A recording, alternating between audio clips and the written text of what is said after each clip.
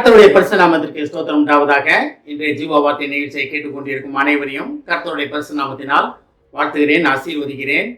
இன்றைய தின தியானத்திற்கு தேவன் கொடுத்த வேத பகுதி, அது ஏசாயா எழுதின புஸ்தகம், அதில் 49ஆம் அதிகாரம், அதில் 16ஆம் வசனம். ஏசாயா 49:16.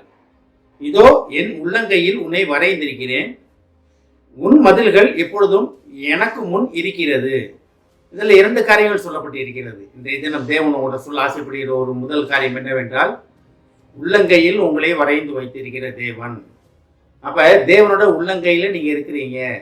நம்ம நம்மளை அறிந்தோ அறியாமலோ உள்ளங்கை அடிக்கடி பார்த்துக்கிட்டு இருப்போம். அது நம்மளை அறியாமே அது நடக்கிற ஒரு காரியம்.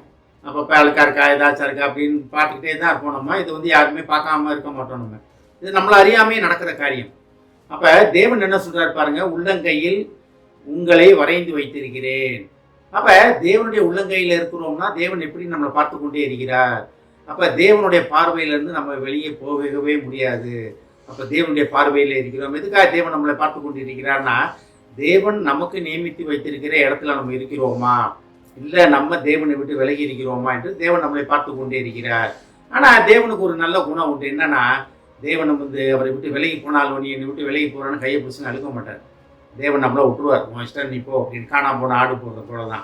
ஆனால் அந்த காணாமல் போன ஆடு சத்தம் போட்டோன்னே மெய்ப்பனான இயேசு தேடி போய் அந்த ஆடை தேடிட்டு வர. அது வாய மூடிட்டு இருந்துச்சுன்னா அதை கண்டுபிடிச்சிருக்க முடியாது. அது அங்கே சிக்கல் முள்ள சிக்கி வலி தாங்காமல் கத்தும் போது அதை கண்டுபிடிச்சி கொண்டாடுறாரு. அதே போல் நம்ம தேவனை நோக்கி திரும்பும் பொழுது அது இளையகுமாரனை பார்க்குறோம். அவர் போனார், சொத்தெல்லாம் பிரிச்சுட்டு போனார், எல்லாத்தையும் அழிச்சிட்டு திரும்பி வரும்போது அவர் என்ன வந்தார்? திரும்பி வரும்போது எனக்கு சொத்துல பங்கு கிடைக்கும் நான் வந்தார், என் தகப்பன் வீட்டுக்கு போனால் திருப்தியான சாப்பாடு கிடைக்கும் அப்படின்னு தான் வந்தார்.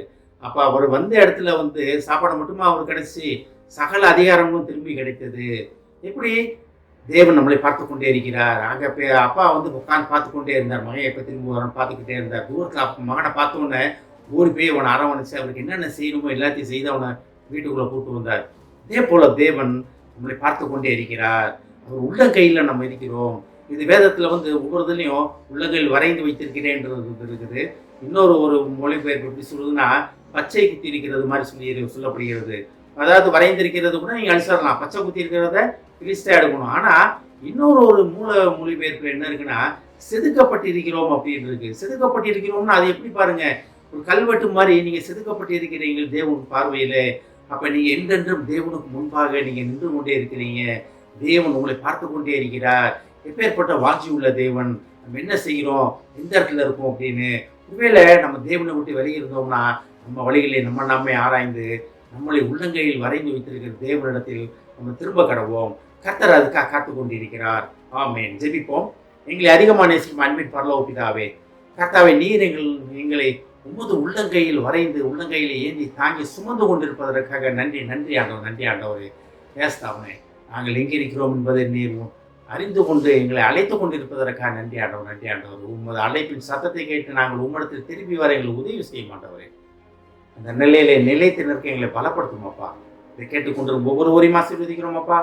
ஒவ்வொரு குடும்பத்தையும் ஆசீர்வதிக்கிறோம் ஆண்டவரே. குடும்பத்தில் உள்ள ஒவ்வொருவரும் நீர் உமது உள்ளங்கையிலே அவர் வரைந்து வைத்திருப்பதை உணர்ந்து அதற்கேற்றபடி நடந்து கொள்ள உதவி செய்ய மாட்டவரே. ஆசீர்வதிக்கிறோம் அப்பா. இயேசுவின் மூலமாக கேட்கிறேன் நல்ல பிதாவே. ஆமென். கர்த்தர் உங்களை ஆசீர்வதிப்பாராக.